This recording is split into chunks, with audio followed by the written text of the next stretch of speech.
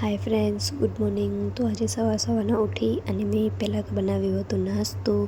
નાસ્તામાં બનાવ્યા હતા ડુંગળીના પરાઠા અને દહીં. તો મારા હસબન્ડે ખાઈ લીધું. અને આજે એ તો જવાના હતા બેંકમાં. મને આજે છુટ્ટી હતી કેમ કે 2 દિવસથી તાવ આવતો હતો અને ગળો ખરાબ હતો. તો પછી આજે હું દુકાને ના ગઈ, કીધું આજે રેસ્ટ કરું એક દિવસ ઘરે. તો એમને એકને જવાનું હતું તો ટિફિન તૈયાર કરી નાખ્યો. પછી મારા હસબન્ડ નીકળી ગયા બેંકમાં જવા માટે. અને પછી ઘરમાંથી કચરા પોતા કરવાના હતા તો ફટાફટ એ કામ કરી નાખ્યું. અને પછી લાઇટ હતી નહીં એટલે પછી થોડાક મોડા કપડાં ધોવાના આજે. તો ફટાફટ મશીનમાં કપડાં નાખી દીધા. જલ્દી ધોવાઈ જાય તો કીધું જલ્દી નવરા થઈ જઈએ. તો કપડાં ધોવાતા હતા ત્યાં સુધી આજે ઘી બનાવવાનો હતો તો એ પણ રાખી દીધો હતો ચૂલા ઉપર. પણ આમાં વાર બહુ લાગે. ઘરનું બધું જ કામ થઈ ગયું હતું. હવે ખાલી કપડાં હતા ને એ જ બાકી હતા અને એક આ ઘી બાકી હતું. તો ઘીની બાજુમાં થોડી વાર અમે જોવા આવતા હતા કે થયો કે ના થયો પણ બહુ જ વાર લગાડતો હતો આજે પણ આ. પછી કપડાં ધોવાઈ ગયા એને સૂકવી દીધા. કપડાં ધોવાઈ ગયા, સુકાઈ ગયા, ઘરનું બધું કામ થઈ ગયું પણ ત્યાં સુધી કોઈ ઘી ના થયું કેમ કે અમે હાલ્યા જતા હતા ને તો પછી આમાં ધ્યાન નથી દેવાતી. તો જો પછી બરાબર લાકડા રાખ્યા અને હવે થોડીક વાર હતી, ઘણી વાર ના હતી ઘી બનવામાં. તો થોડી વારમાં ઘી બની ગયું. પછી એને રાખી દીધો.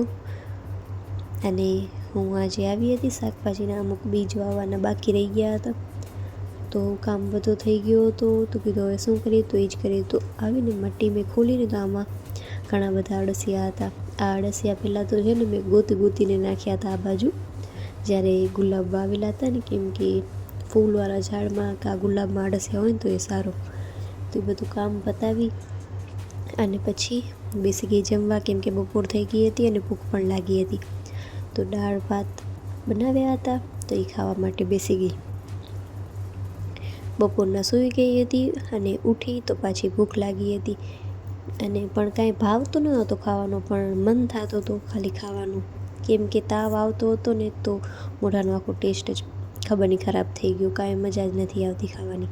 તો એક આ પેકેટ પડ્યો હતો ખીચુનું મારા પાસે, મેં ઘણા ટાઈમથી લઈને રાખ્યો હતો કે તો આજે બનાવીને ટ્રાય કરું કેમ કે કાકડા પડ્યા છે ને તો બીજો કાંઈ ખવાતું નથી.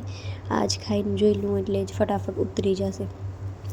તો તેલ લીધું, એમાં નાખી દીધી લસણ અને મરચાં હતા એની પેસ્ટ.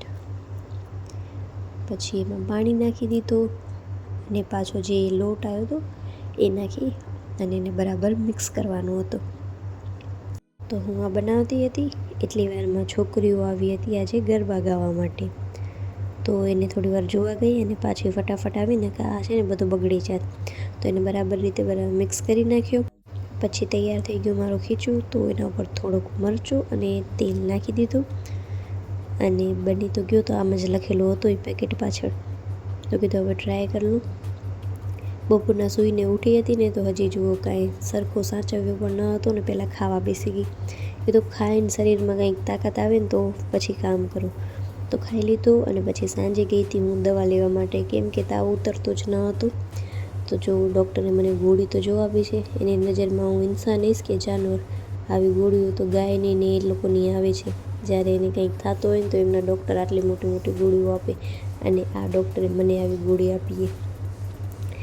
પછી 10:30 વાગતા હતા ને ત્યારે પાછી મને ભૂખ લાગી. તો કીધું ખાઈને જ ભૂખ ઓછી લાગતી હતી, આમ ટેસ્ટ નહોતો આવતો ને મોઢામાં એના હિસાબથી. તો કીધું હવે ખાઈને જ ગોળી પીસ. આટલી બધી ગોળી જો આવી રીતે પીસ તો વળી કંઈક રિએક્શન આવી જશે. તો બસ બેસી ગયા અમે જમવા માટે. તમને આજનો મારો વ્લોગ ગમ્યો હોય તો લાઈક, શેર અને સબસ્ક્રાઈબ કરજો.